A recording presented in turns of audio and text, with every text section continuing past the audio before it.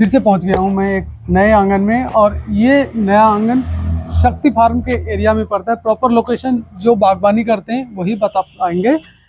मैं सबसे पहले आपको ये बता दूं कि ये मैं रोड से गुजर रहा था तो यहाँ पे जालीदार जो बाउंड्री वॉल है उससे मैंने देख लिया कि इस आंगन में बहुत बढ़िया बागवानी हुई है। कुछ परमानेंट प्लांट तो कुछ सीजनल प्लांट है यहाँ पे, और कुछ फ्लावरिंग तो कुछ नॉन फ्लावरिंग प्लांट भी है।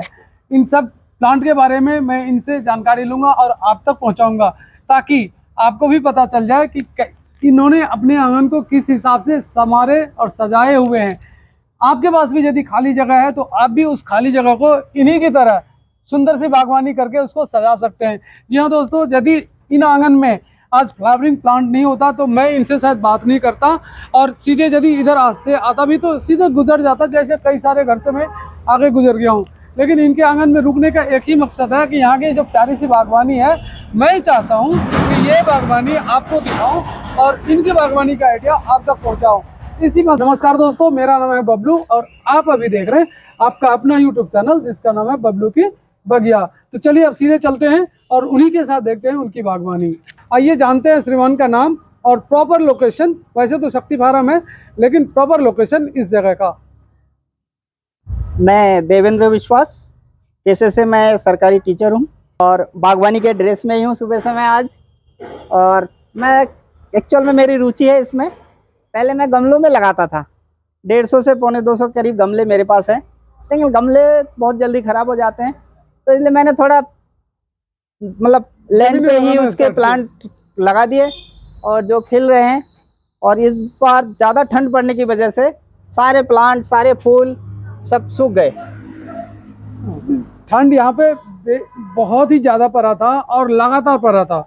आलम यह था कि अपने तरफ धूप निकलना मुश्किल था, धूप नहीं निकल रहा था बल्कि। और सभी प्लांट को थोड़ा बहुत धूप तो चाहिए ही चाहिए होता है, भले ही इंडोर प्लांट हो, धूप उसको भी चाहिए। अभी कल ही मैंने ये गमले सारे खाली किए, इसमें सारे फूल लगे हुए थे, सूख गए थे, सब निकाल दिए। उधर भी गमले मैंने खाली करके लाइन से लगा दिए। कब कल 30 गमले कल खाली किए, अब पौधे सूख गए थे। ये इतने अच्छे फूल खिले थे जी जी कि जी, उसका अगर पहले आपको फोटो दिखाएं तो बहुत अच्छा लगेगा, लेकिन अब सूख गए हैं तो क्या दिखाए। ये गजनिया वगैरह आपने ठंडी के बाद लाए या उसके पहले लाए थे? ये जो ठंड में ही लाए थे। थोड़ा इसको थोड़ा यहाँ ठंड का प्रकोप कम है ना, पेड़ के नीचे था तब ये खिल रहे हैं, नहीं तो सूख गए होते। पाला नहीं पड़ा इसको। हाँ, पाला नहीं पड़ा। पाला से आपने इसको बचाए तो देखिए पौधा भी बच गया और फ्लावरिंग भी बढ़िया कर। हालांकि ये सर्दी का फूल है, सर्दी भरी फ्लावरिंग करता है, लेकिन अब बरसात से पहले तक इसमें उम्मीद है फूल आता रहेगा। और दोस्तों गेंदे के साइज यदि दिखाऊं तो देखिए सर ने कितना बढ़िया गेंदा लगा रखे हैं और गेंदे की साइज देखने लायक है। सर ये पौधे कहाँ से लाना होता है? ये मैं नर्सरी से ले आता हूँ। अच्छा, नर्सरी से 1-2 इंची के पौधे होते हैं, उसी से मैं ले आता हूँ मैं। अच्छा, उसको इतना छोटा पौधा? इतने छोटे पौधे तो छोटा पौधा सस्ते में भी मिल जाता होगा? सस्ते में मिल जाता है, क्योंकि उनके पास जो पौधे हैं वो खिले तो एक पौधे वो पन्नियों में होते हैं। जी जी, और 1-2 फूल से ज्यादा खिलते नहीं है। बिल्कुल और छोटा पौधा मैं अपने हिसाब से इसमें मिनरल, वो क्या कहते हैं, जो भी खाद वगैरह उस दे करके डालता हूँ, तो ये पौधे थोड़े बड़े होते हैं और फूलों का साइज भी बड़ा निकल के आता है। हाँ। उसको सेवा थोड़ा ज्यादा करना हाँ। पड़ता है। ज्यादातर फूल सर्दी के मारे, पाला के मारे देखिए दोस्तों खराब हो गया है, लेकिन इसको यदि हम तोड़ के हटा दें तो सर ये एनर्जी जो यहाँ जा रहा है ना, हाँ, ये एनर्जी इन फूलों में आ जाएगा और ये जो बचे हुए फूल हैं वो बढ़िया से फ्लावरिंग करने लग जाएगा। लेकिन बागबानी और मेहनत में किसी भी तरह का कोई कमी नहीं दिख रहा है। स्ट्रॉबेरी भी है इधर लाइन से। ये देखिए सारे स्ट्रॉबेरी हैं जो मानव शरीर में, बायोलॉजी के स्टूडेंट मेरे पास हैं, वो मुझे बताएंगे कि हीमोग्लोबिन, मैं सही उच्चारण कर रहा हूँ, हीमोग्लोबिन इंक्रीज करने के लिए यदि कोई फ्रूट बेहतर है तो सबसे ज़्यादा बेहतर इसी प्लांट को, स्ट्रॉबेरी को माना गया है। दोस्तों स्ट्रॉबेरी प्लांट ऐसा है जिसको आप एक से अनेक डिवाइड करके बना सकते हैं और बड़े आसानी से बना सकते हैं, क्योंकि इसके रूट वाले एरिया से बेबी प्लांट निकलता रहता है। इसको आप डिवाइड करके या सेपरेट करके यदि कहीं लगा दें तो एक पौधे से कई सारे पौधे आप तैयार कर सकते हैं। 2 गमलों में थे मेरे, और 2 गमलों से मैंने ये सारे इस बार बनाए हैं। और इन्होंने केयर कैसे किए हैं देखिए, कोई कह ही नहीं सकता कि ये टीचर हैं। हर एक बंदा जो इसको मल्चिंग किया हुआ देखेगा ना, वो यही कहेगा कि ये जरूर इस टीचर जॉब में आने से पहले एग्रीकल्चर से पढ़े होंगे जरूर। तो सर आपका क्या एजुकेशन एग्रीकल्चर लाइन से था? ना मैथ से था मैं। तो ये आइडिया कहाँ से आया? इतना बढ़िया आपने स्ट्रॉबेरी को जमीन पे ना पड़ जाए इसलिए मल्चिंग कर रखे हैं, ये आइडिया कहाँ से आया सर आपको? सर मेरा एकदम खास मित्र जिनके साथ मैं बचपन से ही पढ़ाई कर रहा था, जी, उन्होंने हॉर्टिकल्चर से एमएससी की है। तो ये उनका आइडिया है। हाँ, उनके साथ मैं 2 साल रहा हूँ। हालांकि बहुत उनके बढ़िया। पास जगह की कमी, सरकारी क्वार्टर में रहते हैं तो जगह की कमी। जी जी तो जी, मैंने जी। जब मकान बनाया तो मैंने सबसे पहले बागवानी के लिए जगह छोड़ी। और उस ये चीज दिख को रहा मैं है, ये जो यहाँ, क्यारियां बना रखे हैं हाँ, आपने तो वो इम्प्लीमेंट किए हैं और वो किए हैं। दिख रहा है। हाँ,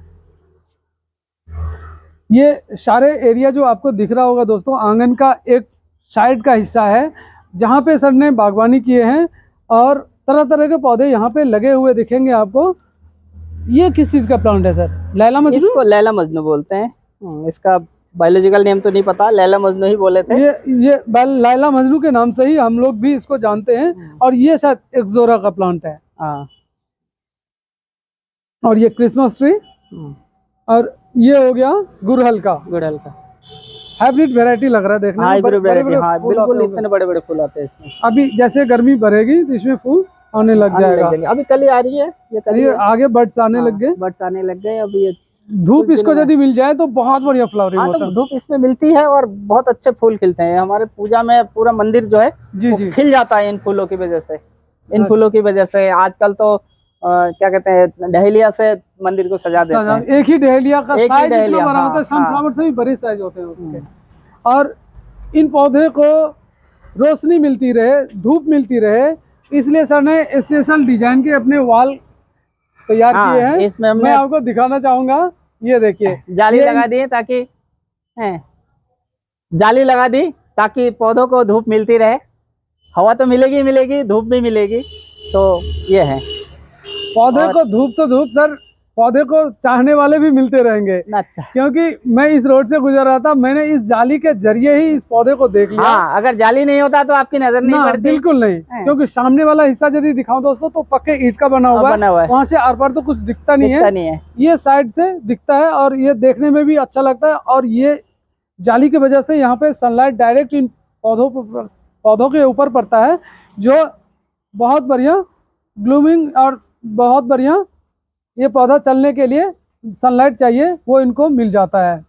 तो सर बागवानी का शौक कितने साल से है आपके? मैं जब से नौकरी में आने के बाद, जब मकान बना है ये, जी जी। बस इससे पहले मैं बाहर था। नहीं करते थे परमानेंट जब कमरे के किराए के कमरे में रहता था, वहाँ जगह कहाँ मिलती है। हाँ, रहने का मैंने कहा जब अपने घर में जाके जब मकान बनाएंगे उस समय करेंगे बागवानी। रुचि तो बहुत पहले से थी, लेकिन 2012 के बाद जब मकान बनाया, लगभग ये 10-12 साल से मुझे इसका चस्का लगा है और तब से मैं कर ही रहा हूँ। और ये आप पौधे को एक से ज्यादा में डिवाइड भी करते हैं या टोटल प्लांट आपका नर्सरी से ही आता है सर? नहीं, डिवाइड करते हैं। स्ट्रॉबेरी मैंने डिवाइड किए हैं। मैं स्ट्रॉबेरी दोस्तों आपको दिखाना चाहूंगा कि सर ने किस तकनीक से, देखिए इसको लगा रखे हैं, ये मल्चिंग कर रखे हैं। वेस्ट कट्टे को काट के इन्होंने पौधे के नीचे लगा रखे हैं, ताकि ये वाला जो फ्रूट दिख रहा है ना आपको, ये यदि जमीन पे पड़ जाए या मिट्टी में रखा रहेगा तो सड़ जाएगा। जिस एरिया में मिट्टी इसको टच करेगा वो सड़ जाएगा। और दूसरी बड़ी बात, मल्चिंग की फायदा आपको ये मिलेगा कि ये इस कवर होने की वजह से इसके रूट को नमी हमेशा मिलती रहेगी, ज़्यादा हीट इसके नीचे जाएगी नहीं और खरपतवार इसके ऊपर आएगी नहीं। इतने सारे बेनिफिट है मल्चिंग के। और सर ने बहुत बढ़िया अपने दोस्त की मदद से ये मल्चिंग विधि अप्लाई किए हैं अपने बागवानी में। मैंने लगा दिए, ये अलग वेराइटी है।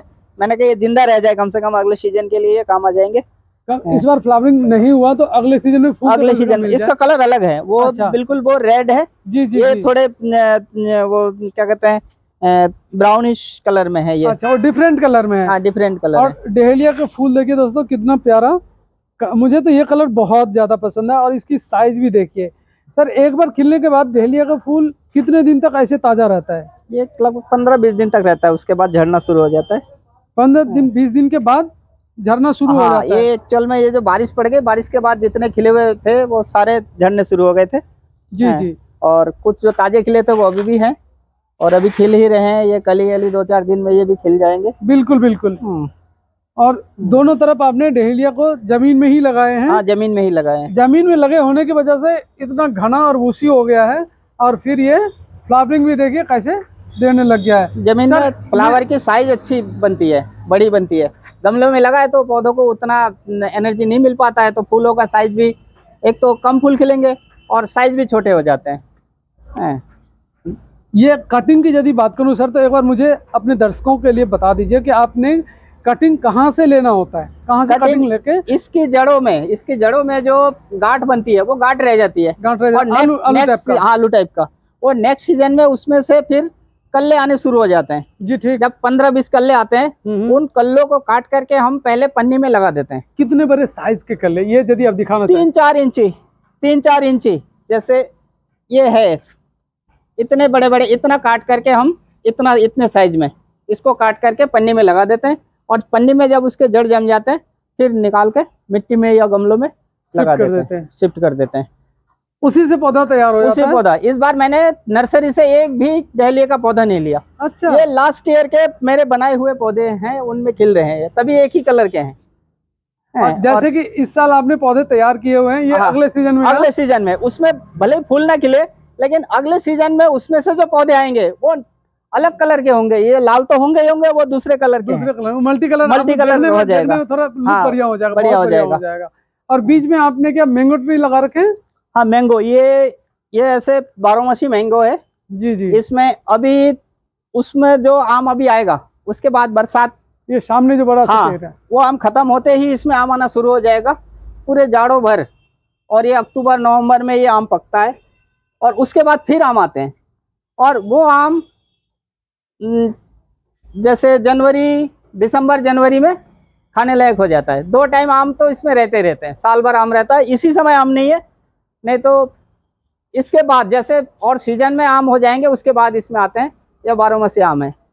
और ये पौधा कहाँ से लाना हुआ सर, 12मासी आम का? ये नर्सरी से लेके आया था मैं। अच्छा, यहीं पे आसपास में कहीं नर्सरी होगा? वहाँ नर्सरी सितारगंज में, सितारगंज से ले आता हूँ। सितारगंज, अच्छा, आसपास में? हाँ, सितारगंज से ले आता हूँ, कभी आते हुए किच्छा से या रुद्रपुर पल्लविका से भी ले आता हूँ। जहाँ पसंद आ गया पौधा वहाँ से लेके। पल्लविका से मैंने अभी पिछले साल क्या कहते हैं, संतरे और मौसमी के लेके आए, उसमें फूल आ रखे हैं।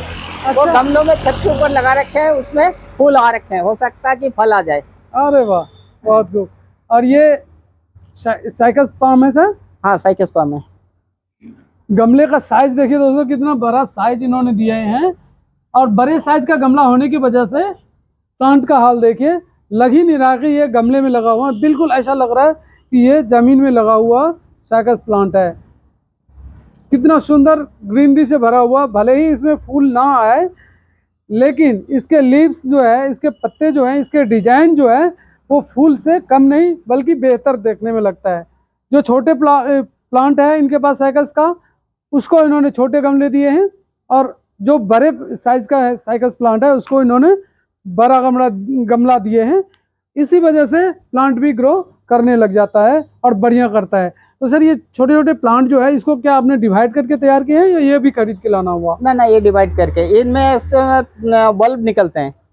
ये जो बड़े पौधे हैं, इसमें किनारे से बल्ब निकलते हैं, और उन बल्ब से फिर पौधे निकलते हैं। वो बल्ब को निकाल करके हम कहीं पन्नी में या कहीं लगा देते हैं, उसके बाद फिर गमलों में फिर शिफ्ट कर देते हैं, वो हो जाता है। अच्छा, वो बल्ब जैसा जो बेबी प्लांट टाइप का? हाँ, बेबी प्लांट जैसे बल्ब इतने बड़े बड़े होते हैं, उसके ऊपर पत्ते निकलते हैं। जैसे ये एक बल्ब लगा हुआ है, इन्हीं बड़े प्लांट का बल्ब है ये। इसी बल्ब को जब छोटा पौधा था उसमें मैंने लगा दिया, ये 1-1.5 साल 2 साल में ये इतना बड़ा हो गया।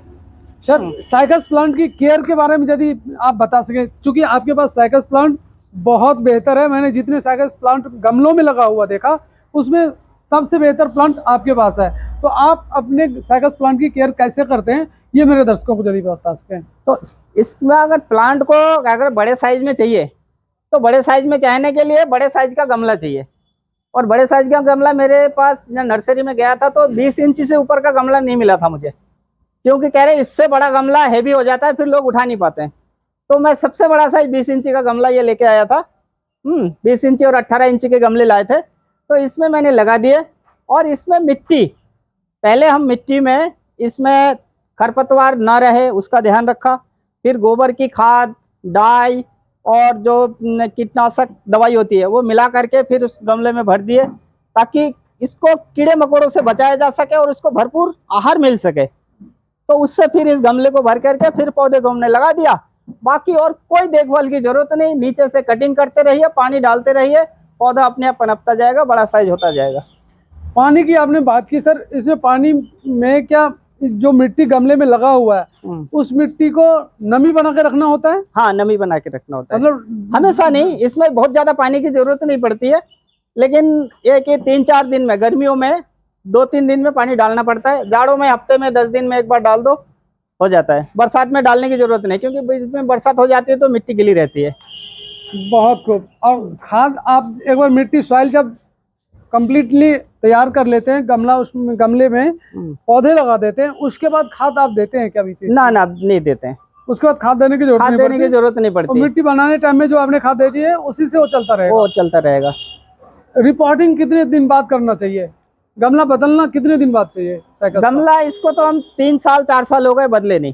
4 साल से चल रहा है? तब भी इतना बढ़िया रिजल्ट? ये बढ़िया डीजल नहीं, वो नीचे से कटिंग करते जाते हैं, जो पत्ते पुराने हो जाते हैं, सूख जाते हैं, उसको कटिंग कर देते हैं, साफ दिखे गमला। मेरे पास कटर है रखा हुआ, कटर से काट देते हैं। कोई सा भी खराब हो जाता है जी, तुरंत इसको हम काट के अलग कर देते हैं। बिल्कुल ये अच्छा कटर है, इसमें कितना मोटा भी हो आराम से काट के पौधे की खूबसूरती बनाए रखता है। छांटना पड़ता है, नहीं तो फिर गड़बड़ हो जाती है। बहुत खूब। आपका गार्डनिंग आइडिया बहुत ही बेहतर है। उम्मीद है मेरे दर्शकों को जरूर ये पसंद आएगा। और ये क्या ट्रेसेना का पौधा है सर? हाँ, ये भी कटिंग से तैयार होता है? कटिंग से तैयार होता है, हाँ। तो ये छोटे छोटे गमलों में जो आपने लगा रखे, ये क्या कटिंग से ही तैयार किए हैं? कटिंग से तैयार किए थे, छोटे छोटे कटिंग इसमें लाके लगा दिए थे, इसमें हुए। अब इनसे बदल के बड़े गमले में लगा देंगे तो साइज बड़ा हो जाएगा और अच्छा रहेगा। इसके पत्ते बहुत प्यारा होता है, कलरफुल होता है, देखने में अच्छा लगता है। और साथ में ये गुड़हल का प्लांट, गुड़हल का प्लांट आपने कई तरह के लगा रखे हैं, कई पॉट में लगा रखे हैं, तो सब क्या डिफरेंट कलर का है? डिफरेंट, हाँ। ये पर्पल कलर के खिलेंगे इसमें, ये और ये पर्पल कलर का है, ये रेड में है, और उस तरफ जो दिखाया वो ऑरेंज कलर में। तीन चार वैरायटी है उसके। दोस्तों अब श्रीमान के छत पे हम लोग आ गए हैं, और छत पे यहाँ पे फ्लावरिंग प्लांट भले ही ना मिले, लेकिन फ्रूट प्लांट इन्होंने लगा रखे हैं, और उसमें सभी में फ्लावरिंग होना स्टार्ट हो गया है। सर ये कौन सा प्लांट है, ये सामने जो दिख रहा है? ये मौसमी का है। मौसमी का है? हाँ, मौसमी का है। और ये इसमें क्या पहली बार फ्लावरिंग हो रही है इसमें। और ये सारे पौधे कहाँ से लाते हैं आप? ये दोनों पौधे मैं पल्लवीका से लेके आया था, रुद्रपुर। ये मौसमी का है और ये संतरा का है। अच्छा, तो आपको क्या लगता है इस क्लाइमेट में ये दोनों फल आप ले पाएंगे? बिल्कुल बिल्कुल। रुद्रपुर में छत पे मेरे ससुराल में मेरे छोटे साले साहब ने लगा रखे हैं, उन्होंने नीले वाले ड्रम में लगा रखा है। ड्रम में इतने बड़े ड्रम में लगा रखा है, और उसमें मौसम में आए थे, और इतने साइज के मौसम में आए थे, और लगभग 100-200 फल आए थे। वाह भाई वाह। और ये जो कनस्तर आपने यूज किया, ये आइडिया कहाँ से आया?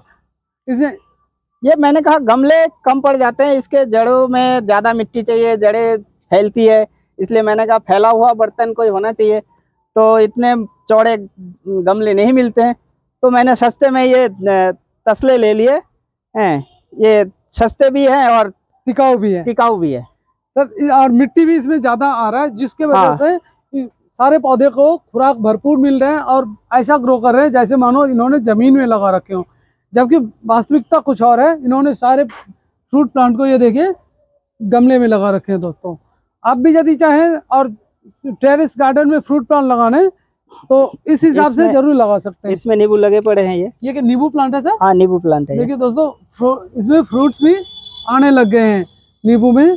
और आंगन में भी नींबू का प्लांट है आपका? हाँ है, आंगन में भी लगा रखा है। और ये एक फिर से आम का प्लांट इन्होंने लगाए हैं, जिसमें नए नए ब्रांचेस, नए नए कल्ले, नए नए पत्ते आने लग गए हैं। ये सर ये वाला आम कौन सा है? ये वही 12 वाला ही है। 12 वाला। सर आपने अपनी बागवानी का आइडिया और अपनी बागवानी मेरे YouTube फैमिली को दिखाया, इसके लिए आपका बहुत बहुत धन्यवाद।